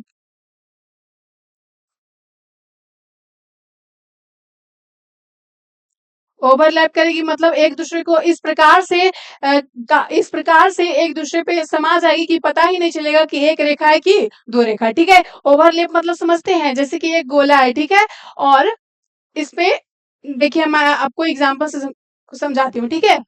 जैसे कि मैंने माना यहाँ पे ये हो गया आपका एक्स अक्ष, ठीक है, यहाँ पे एक्स डैश, यहाँ पे हो जाएगा वाई, यहाँ पे वाई डैश, ठीक है। तो इसमें क्या करेगा? हमने क्या बोला है कि जब a1 by a2 बराबर में b1 by b2 और उसके बराबर हो c1 by c2, तो उस समय कितने हल होते हैं? अनंत हल होते हैं। और साथ ही साथ रेखाएं कैसी होती है? तो रेखाएं हमारी होती है ओवरलैप, यानी कि एक दूसरे पर ओवरलैप कर जाती है, एक दूसरे में समा जाती है, ठीक है। तो मानते हैं एक समीकरण का रेखा इस प्रकार से आया है, ठीक है, और दूसरा समीकरण का रेखा भी इसी प्रकार से आएगा और इसमें, ठीक है, तो ऐसे हो जाए इस प्रकार से आएगा जब एक दूसरे को ओवरलैप करेगी, एक दूसरे को एकदम छू करके गुजरेगी, ठीक है, एक दूसरे में समा जाएगी, तो उसको क्या बोलेंगे? इसको हम लोग बोलते हैं ओवरलैप। और हल कैसा हो जाएगा? अनंत हल, ठीक है। आई बात समझ में? चलिए अब हम कंडीशन नंबर 3 देखेंगे। कंडीशन नंबर 3 क्या था?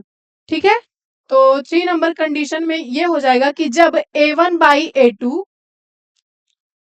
Equal to b1 by b2 does not equal to c1 by c2 यानी कि यदि a1 बराबर a2 और a1 बटा का a2 बराबर में b1 बटा का b2 लेकिन बराबर नहीं हो c1 बटा का c2, तो उस टाइम आपका हल जो हो जाएगा, हल कैसा हल होगा? और यहाँ पे हो जाएगी रेखाएं, इसमें हो जाएगा कोई हल नहीं होगा, ठीक है, कोई हल नहीं होगा। और रेखाएं इसकी कैसी हो जाएगी? तो रेखाएं इसकी समानांतर हो जाएगी, समांतर होगी, ठीक है। आई बात समझ में? कुल मिलाकर हमें इसके कंडीशन कुल 3 थे, ठीक है, जिसमें पहला कंडीशन क्या था बाबू? पहला कंडीशन आपका ये था कि यदि a1 बटा का a2 बराबर हो b1 बटा का b2, मतलब कि a1 बटा का a2 बराबर नहीं हो b1 बटा का b2, तो उस टाइम क्या होता है? हल आपका केवल केवल एक हल होता है, जिसको हम लोग अद्वितीय हल भी बोलते हैं।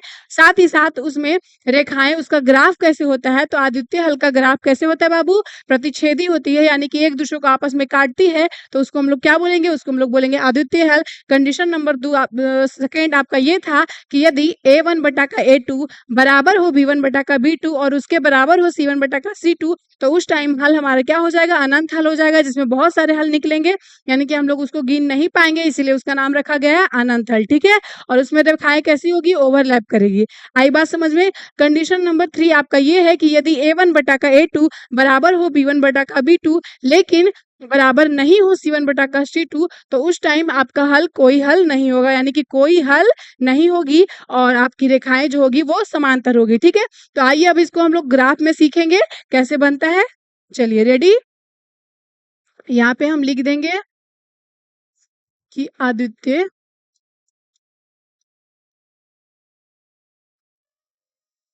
हल, ये हो जाएगा, ये हो गया आपका अद्वितीय हल हो जाएगा, या और यहाँ पे हम लिखेंगे अनंत हल, अनंत हल। दिख रहा है आप लोगों को। चलिए यहाँ पे हो जाएगा कोई हल नहीं, कोई हल नहीं। हम लोग क्या सीख रहे हैं, इसका ग्राफ सीखेंगे। इसका ग्राफ कैसे होता है, अगर आपका ग्राफ में दिया हो रहेगा तो आप लोग पहचान जाइएगा कि यह कौन सा हल है। ठीक है, तो जानते हैं, आइए। ये आपको पता होगा, इसको हम लोग क्या बोलते हैं, इसको हम लोग बोलते हैं एक्स अक्ष, और इसको क्या बोलते हैं, इसको बोलते हैं वाई अक्ष। तो आइए हम सब में बनाते हैं। ठीक है,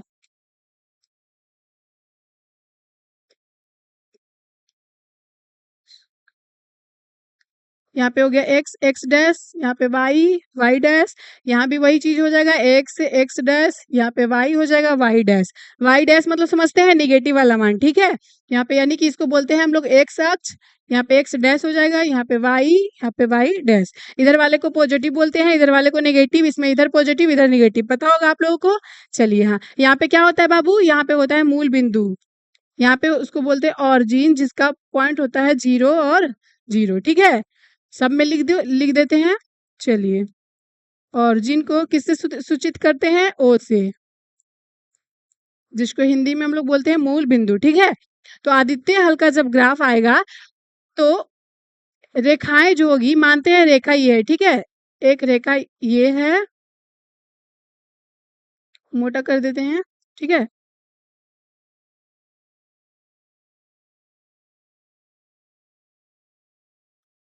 और एक रेखा ये ऐसा रहेगा।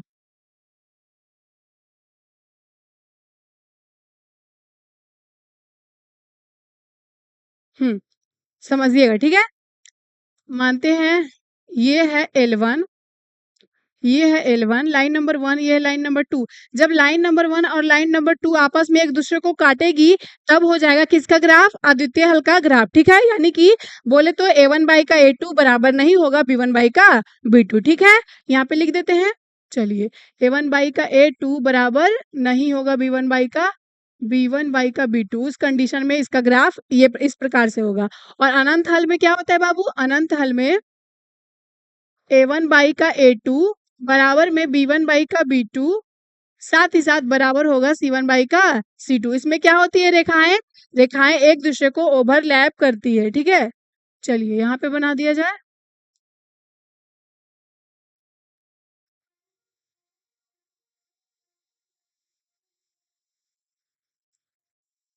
देखो समझ जाओगे ना आप लोग, ये है, मानते हैं हम इसको, येलो वाला भी है। ठीक है, ध्यान देना,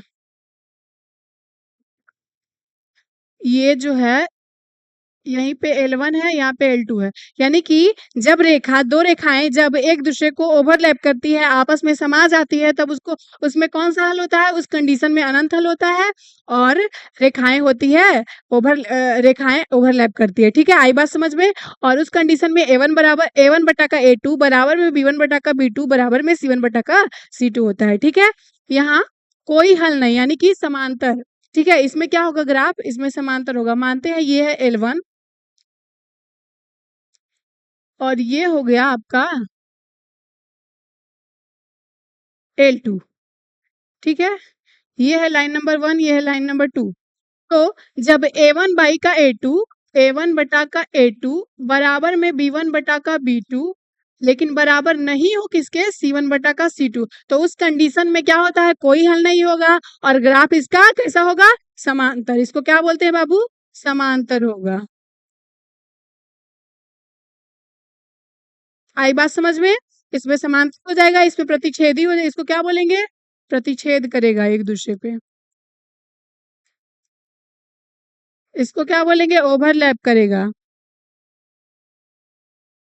ठीक है, आई बात समझ में? तो चलिए यही था आपका कुल मिलाकर कंडीशन। दो चर वाले रैखिक समीकरण के कितने शर्त थे, तीन शर्त। ये कंडीशन में अगर आपका प्रश्न रहा तो आप लोग बना दीजिएगा। मुझे आशा है आपको समझ में आया होगा। एक बार फिर से बता दिया जाए। चलिए हम लोग देखते हैं, हमने क्या बोला है कि दो चर वाले रैखिक समीकरण का कुल मिलाकर तीन कंडीशन था, शर्त तीन थे, जिसमें हम लोगों ने माना कि यदि कोई समीकरण a1 x प्लस में b1 y और प्लस में c1 इक्वल टू 0 और साथ ही साथ दूसरा समीकरण क्या माना था, a2 x प्लस में b2 y प्लस में c2 इक्वल टू 0 हो, तो उस कंडीशन में आपका तीन शर्त निकलते हैं, जिसमें कि यदि a1 बटा का a2 बराबर नहीं हो b1 बटा का b2, तो उस कंडीशन में आपका अद्वितीय हल होता है। ठीक है, और उसकी रेखाएं जो होती है वो प्रतिच्छेदी होती है, यानी कि उसका ग्राफ किस प्रकार से होता है, प्रतिच्छेद करेगा। यदि आप ऐसे कोई दे देगा कि ग्राफ बना देगा, ठीक है, और रेखाएं प्रतिच्छेद करके देगी, तो उसमें बताए पूछेगा आपसे प्रश्न में कि बताइए इसमें कितने हल है, तो आप कैसे बताओगे, तो आपको पता करना होगा कि यदि इसका किसका ग्राफ प्रतिच्छेद करती है, यानी कि एक दूसरे को जब काटती है तो उसमें कितने हल होते हैं,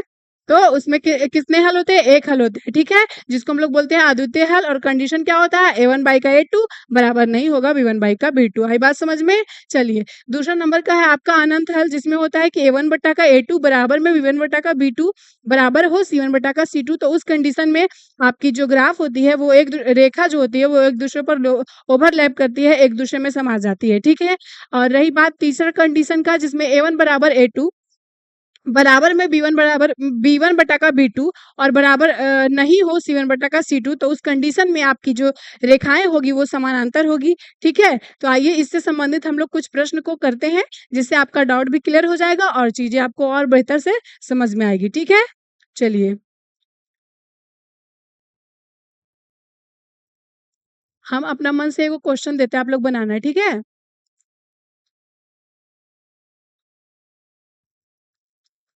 x प्लस वाई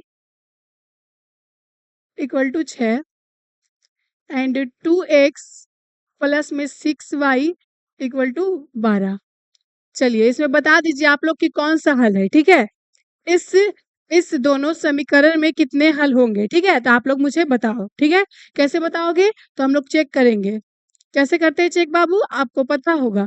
अगर कोई पूछ देगा कि इस समीकरण में कितने हल संभव है, तो आप लोग कैसे बनाओगे, हमको पता है कि ये इसके सामने वाले को a1 बोलते हैं, यहाँ पे a2, यहाँ b1 b2 पता होगा ना जी। चलिए पहले हम लोग समीकरण को लिखेंगे कि x plus y equal to 6 and दूसरा है कि 2x प्लस में 6y इक्वल टू 12। ठीक है, तो यहाँ पे a1 क्या हो जाएगा बाबू, a1 a2 b1 b2 and क्या निकलेगा c1 और c2। ठीक है, तो a1 क्या हो जाएगा, a1 इसको बोलते हैं x वाले को, गुणांक को क्या बोलते हैं, a1 बोलते हैं, तो यहाँ कुछ नहीं तो एक हो जाएगा।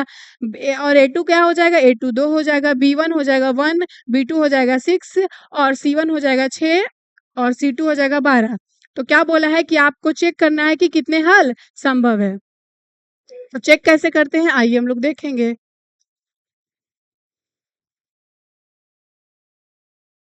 हम्म, हमारा कितना कंडीशन था, तीन शर्त। हम कंडीशन नंबर फर्स्ट अप्लाई करते हैं कि a1 बटा का a2 बराबर नहीं होना चाहिए b1 बटा का b2, तो उस कंडीशन में क्या होगा, उस कंडीशन में केवल और केवल एक हल होगा। ठीक है, यदि आपका इस कंडीशन में आंसर आ गया तो आप बता दीजिएगा कि कितना हल है। ठीक है, तो a1 क्या है, a1 है आपका 1 एंड a2 है 2। ठीक है, बराबर करेंगे b1 आपका 1 बाई का 6 है। देखिए 1 बटा का 2 कभी भी बराबर होगा 1 बाई 6, यानी कि a1 by a2 does not equal to b1 by का b2, तो उसमें कितने हल होंगे, इस इक्वेशन में कितना हल होगा, कुल मिलाकर एक हल होगा। ठीक है, तो ऐसे भी आपका प्रश्न पूछ सकता है, आप लोग एकदम आराम से बना दीजिएगा, बेझिझक बताइएगा। ठीक है, कोई दिक्कत नहीं। चलिए अब हम थोड़ा सा टफ करते हैं और आप लोग उसे बनाना। ठीक है, लेवल अप करेंगे।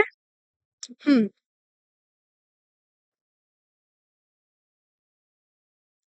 क्वेश्चन कि x माइनस में 3y माइनस में 3 इक्वल टू 0 एंड 3x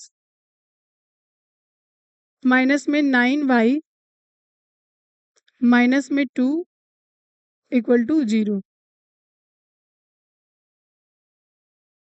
नहीं नहीं, एक मिनट।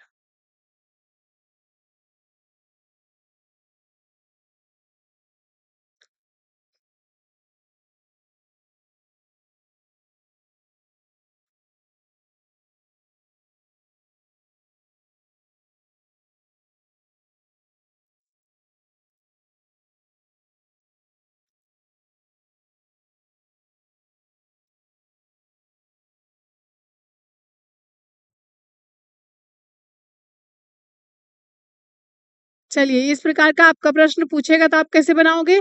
आपका समीकरण 2 को दिया हुआ है, क्या दिया हुआ है? x माइनस 3y माइनस में 3 इक्वल टू 0 एंड दूसरा नंबर का इक्वेशन दिया हुआ है 3x माइनस में ky माइनस में 2 इक्वल टू 0। यदि बोला है कि यह अद्वितीय हल है तो k का मान ज्ञात करिए। तो आपको पता होना चाहिए कि अद्वितीय हल का कंडीशन क्या होता है? अद्वितीय हल का कंडीशन होता है a1 बाई का a2 does not equal to b1 by का b2। ठीक है, तो आइए हम लोग इसको हल करते हैं। a1 क्या हो जाएगा बाबू? a1 बाई a2 बराबर नहीं होना चाहिए b1 बाई का b2। ठीक है, आपको ये कंडीशन बढ़िया से याद कर लेना है क्योंकि ऑब्जेक्टिव में भी पूछता है। ठीक है, तो a1 हो जाएगा 1, a2 हो जाएगा 3, b1 हो जाएगा माइनस में 3 और b2 हो जाएगा माइनस में k। दीदी, आपके मन में सवाल आया होगा कि दीदी आपने यहाँ पे माइनस माइनस क्यों दिया? तो देखो, हम लोगों ने इक्वेशन को माना ही था a1x प्लस में b1 बाई प्लस में c1 इक्वल टू 0 एंड दूसरा का इक्वेशन था a2x प्लस में b2 बाई प्लस में c2 इक्वल टू 0। राइट, माना था, तो प्लस में माना था, इसीलिए हम लोगों ने निगेटिव को लिख दिया। ठीक है, कोई दिक्कत नहीं। अब क्या करेंगे? अद्वितीय हल बोला है तो अद्वितीय हल का कंडीशन होता है a1 बाई का a2 बराबर नहीं होना चाहिए कि b1 बाई का b2। ठीक है, तो उस कंडीशन में आप कैसे निकालोगे भाई? तो देखो यहाँ पे a1 बाई का a2 यानी कि 1 बाई का 3 बराबर कभी नहीं होगा 3 बटा का k। ठीक है, तो अब k का मान कैसे निकल जाएगा? k को उधर गुना करेंगे तो k बराबर में नहीं 3 तिया का 9 यानी कि k बराबर 9 ना हो, तो ये यही हो जाएगा आपका आंसर। ठीक है, तो इसी प्रकार से आपके बहुत सारे प्रश्न रहेंगे, आप लोग उसको हल करिएगा। एक दो प्रश्न हम और देते हैं, आप लोग बनाना। ठीक है,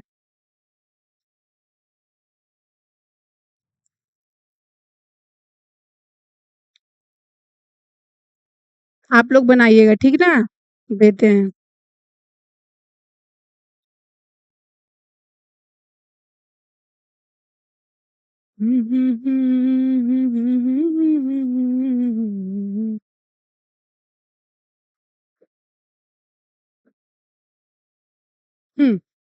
आपका प्रश्न है कि x प्लस वाई प्लस में प्लस में 6 इक्वल टू 0 एंड दूसरा नंबर का प्रश्न ये है कि 2x प्लस में 4y प्लस में k इक्वल टू 0। ठीक है,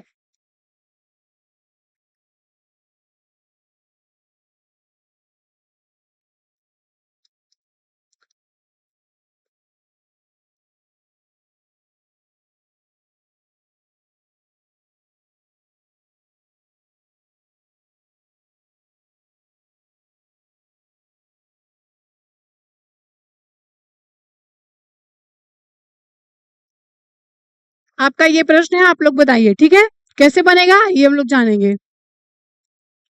कुछ नहीं करना, बस उसी प्रकार से हम लोग लिखेंगे कि a1 बराबर a2 बराबर b1 बराबर b2 बराबर एंड c1 बराबर c2 बराबर। ठीक है, तो आइए हम लोग उसको लिखेंगे। पहले a1 क्या हो जाएगा? a1 1 हो जाएगा, a2 2 हो जाएगा, b1 क्या हो जाएगा? b1 1 हो जाएगा, b2 4 हो जाएगा एंड c1 क्या हो जाएगा? c1 यहाँ पे 6 हो जाएगा, c2 यहाँ पे k हो जाएगा। तो क्या बोला है कि यदि इसका हल कोई हल ना हो तो उस कंडीशन में आप k का वैल्यू कैसे निकालिएगा? तो कैसे निकालेंगे बाबू? हमें पता है कि जब कोई हल नहीं होता है तो a1 बाई का a2 बराबर में b1 बाई का b2 लेकिन बराबर नहीं होगा c1 बाई का c2। तो उस कंडीशन में हल हम लोग कैसे निकालेंगे? मान रखेंगे 1 बाई का 2 बराबर में 1 बाई का 4 बराबर नहीं होगा 6 बाई का k। ठीक है, आप किसी के साथ भी इसको बराबर कर दीजिए, आ जाएगा आपका आंसर। ठीक है, चलिए हम इसको इसको आपस में बराबर करते हैं, ठीक है। 1 का 2, देखिए इसको इसको बराबर 6y का k, ठीक है। तो क्या निकलेगा, k बराबर 12। ये हो गया आपका आंसर, ठीक है। 12 नहीं आएगा कि मतलब कोई हल में ये आपका आएगा। इसी प्रकार से आपका बहुत सारा प्रश्न रहेगा, आप लोग उसको सॉल्व करेंगे, ठीक है। तो हम लोगों ने लगभग सारे टॉपिक्स को कवर कर लिया है, ठीक है। और रही बात वज्र गुणनखंड विधि से हल करने का तरीका, एक आध दो विधियां हैं जिसको हम लोग ने नहीं किया, तो वो जब हम लोग क्वेश्चन को सॉल्व करेंगे तो उसी टाइम हम लोग कर लेंगे, ठीक है। और बाकी का जो मेन टॉपिक था हमने बता दिया है। तो आशा करती हूँ कि आपको समझ में आया होगा सारे प्रश्न और सारे कॉन्सेप्ट समझ में आए होंगे। तो नेक्स्ट क्लास में हम लोग क्वेश्चन को करेंगे, ठीक है। तो बस यही था आज का क्लास। बहुत बहुत धन्यवाद अंत तक देखने के लिए वीडियो को। और हाँ, कि जिन्होंने अभी तक चैनल को सब्सक्राइब नहीं किया है, मैं उनसे रिक्वेस्ट करूंगी आप कृपया कर चैनल को सब्सक्राइब कर दें, ताकि आपको अच्छे अच्छे कंटेंट मिले पढ़ाई से संबंधित और आप उसे उपयोग करें, ठीक है।